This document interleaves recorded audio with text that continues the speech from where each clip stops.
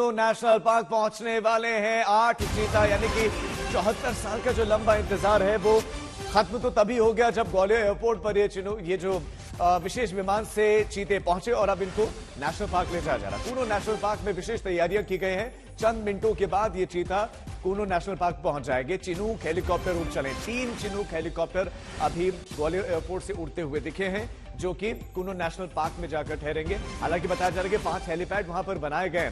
ज्योतिरादित्य सिंधिया भी आप तस्वीरों में देख सकते हैं। कूनो नेशनल पार्क में जबरदस्त तैयारियां हैं। ऐतिहासिक घटना का गवाह बनने वाला है पूरा का पूरा देश आज। और कूनो नेशनल पार्क जो कि मध्य प्रदेश में है और यहां पर ये चीते छोड़े जाएंगे।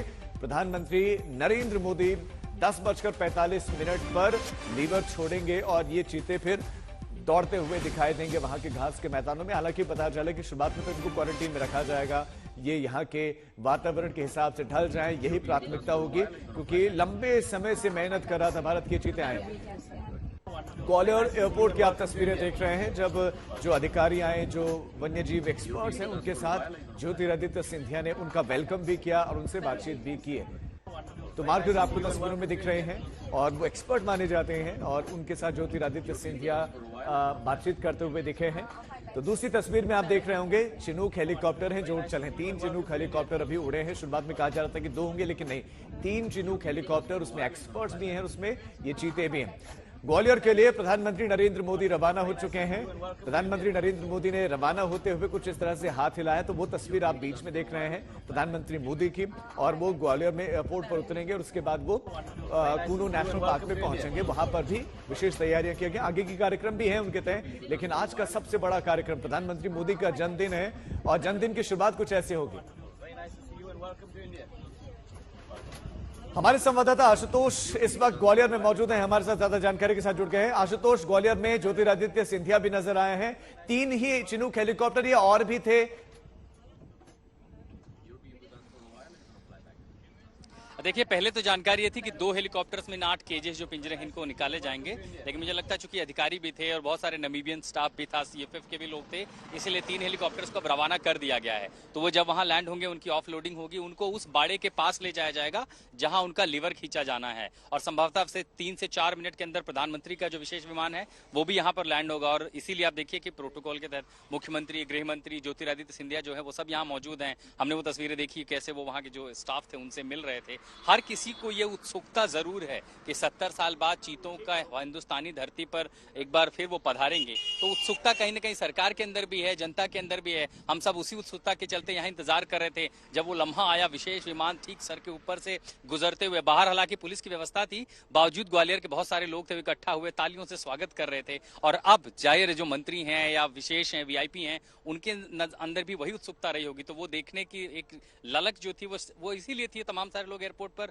कोशिश भी कर रहे थे। अब वो पहुंचे हैं, 15-16 मिनट का समय और है, उसके बाद प्रधानमंत्री यहां पर पहुंचे होंगे। हाँ, थोड़ा सा विलंब जरूर हो गया पूरी प्रक्रिया में, लोडिंग ऑफ लोडिंग में, लेकिन मुझे लगता है अपने समय पर, तय समय पर वो पहुंच जाएंगे। और पूरी सक्रियता से जो कूनो नेशनल पार्क पर स्टाफ है वो भी इनकी ऑफ लोडिंग करके उन्हें उस जगह पर ले जाएगा जहां से उनका स्वच्छंद बाड़ा शुरू होता है। जैसे लीवर खुलेगा, इनके दरवाजे खुलेंगे और उसके बाद ये अपने बाड़े में पहुंच जाएंगे। हम जानते हैं इनके खाने के लिए विशेष चीतल की व्यवस्था की गई है, जिनको रखा गया है, क्योंकि चीता है तो हंटिंग करेगा, शिकार करेगा, आप उसे ऐसे खाना नहीं दे सकते। तो वो शिकार करने की जो उसकी प्रवृत्ति है उससे भी उसका आमना सामना होगा। नामीबिया के मौसम के बाद हिंदुस्तान के मौसम से भी उसका आमना सामना होगा। चूंकि वो क्वारंटीन में पहले भी रह चुके हैं, उनका टीकाकरण पहले कर लिया गया था 24 घंटे पहले यहां लाने के पहले, और सैटेलाइट कॉलर्स भी लगा दिए गए थे। यहां पर आने के बाद अब 1 महीना तो उनको अकेले ही बिताना होगा। जब मॉनिटरिंग करेंगे, देखेंगे, उनका स्वास्थ्य का मुआयना होगा, उनकी एक्टिविटीज देखी जाएंगी, और साथ में कि किस तरीके से उनका वो पूरा परिवार आगे बढ़ता है। और हो सकता है 1 महीने बाद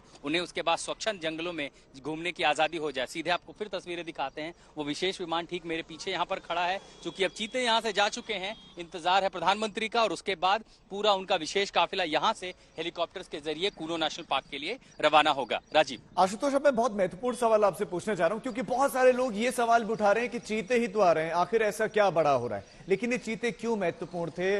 वन्य जीवन के लिहाज से ये चीते क्यों इंपॉर्टेंट है, और भारत क्यों इतनी मशक्कत कर रहा था कि किसी तरह ये चीते भारत आ जाएं? देखिए, जो प्रजाति विलुप्त हो चुकी है, आप समझिए 7 दशक पहले चीता जो भारत के जंगलों की शान था, वो प्रजाति ही विलुप्त हो गई। और उनकी महत्वता होती है, बचपन में स्कूल में पढ़ाया जाता है कि शेर, चीते, तेंदुए जंगल के लिए क्यों जरूरत है। ये जो पूरा इकोसिस्टम है, जो पर्यावरण है, उनमें इन जानवरों का योगदान होता है। क्योंकि ये प्रेडेटर्स हैं, ये हंटिंग करते हैं, इनके चलते शिकारी नहीं जाते, जंगल बचाए जा सकते हैं, अवैध कटाई नहीं होती, लोग अवैध कब्जा नहीं करते हैं। ये तो स्कूल में पढ़ाया जाता था। और एक ऐसी प्रजाति जो कि प्रेडेटर है, जो जंगल की हिफाजत कर सकती है, जो अवैध चीजों को होने से रोक सकती है, और खासकर जब भारत के लिए वो पहचान था, अगर 7 दशक पहले वो हमारे जंगलों की शोभा बढ़ा रहे थे, तो आखिर अब वो क्यों ना हो। इसीलिए प्रयास शुरू किया गया था। आप देखिए कि जयराम रमेश, पूर्व पर्यावरण मंत्री, उन्होंने भी कहा कि देखिए, प्रोजेक्ट चीता तो हमने शुरू किया था, उस समय सुप्रीम कोर्ट की अनुमति नहीं मिली तो नहीं आए। अब सुप्रीम कोर्ट की अनुमति मिली तो मोदी सरकार ने उसमें सक्रियता दिखाई, तत्परता दिखाई, नामीबिया के साथ बातचीत हुई और 8 चीते आ गए। अब इनको देखिए, चुनाव इसीलिए तो किया गया है कि इसमें बच्चे भी हैं, मेल भी हैं, फीमेल भी हैं, ताकि इनकी ब्रीडिंग आगे हो सके, वंश आगे बढ़ता जाए। साल 2 साल में आप देखें कि इन 8 चीतों की संख्या आगे बढ़े, और जब ये संख्या आगे बढ़ेगी तो संभवतः उनको यहां से लेकर के दूसरे अलग अलग जो नेशनल पार्क्स हैं, जो अलग अलग जंगल हैं, वहां इन्हें छोड़ा जाए, ताकि इनकी रिहाइश पूरी हो सके। ये एक चुनौती थी, मिशन जरूर था। हालांकि कुछ लोगों के इसमें जो इसको आलोचक हैं, वो आपत्तियां जताते रहे कि क्या अभी ये सही समय था, क्यों ना हम अपने जो हमारे अपने जीव हैं, शेर हैं, तेंदुआ हैं, जगुआर्स हैं, उनकी संख्या को बढ़ाने पर ध्यान दें। लेकिन भारत के लिए जो एक पूरी, आप समझिए कि ऐसा जीव जो विलुप्त हो चुका है, अगर वो किसी देश से लाकर यहां बसाया जा रहा है, जबकि नामीबिया का मौसम उतना ही गर्म होता है जैसी गर्मी हम हिंदुस्तान में, खासकर मध्य प्रदेश और उत्तर भारत में देखते हैं, तो तापमान में भी उसके लिए सब कुछ फैमिलियर है। जमीन में भी आप लगभग वैसा ही डेजर्ट देखते हैं, बबूल के पेड़, उसको जहां रेत वाली मिट्टी मिलती है, यहाँ उनो नेशनल पार्क के आसपास भी उसको वैसा इलाका मिल जाएगा। खाने पीने की दिक्कत नहीं है, चीतल, हिरन शिकार करने के लिए जो प्रीडेटर को चाहिए वो सब कुछ है। तो अगर हमारे पास वो माहौल है, वैसे जंगल हैं, और उस तरफ से हम वन्य जीवों की रक्षा करके उस वंश को फिर से बढ़ा सकते हैं, दोबारा से उसको अपने जंगलों में जिंदा कर सकते हैं, तो इस मौके को हाथ से क्यों छोड़ा जाए।